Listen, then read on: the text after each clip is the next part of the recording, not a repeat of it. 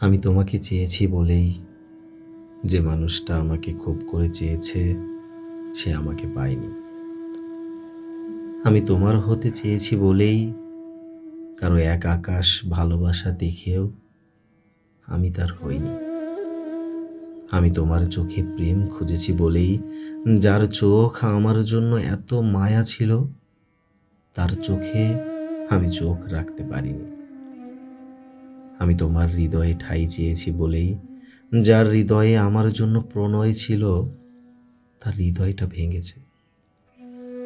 জানো, দিন শেষে একটা জায়গায় এসে আমার আর যে মানুষটা আমাকে চেয়েছিল দুজনের মধ্যে মিল হয়েছে। আমরা দুজনেই নিজেদের ভালোবাসার মানুষকে অর্জন করতে পারলাম না। কথায় আছে, আমরা সব সময় ভুল মানুষকেই ভালোবেসে ফেলি।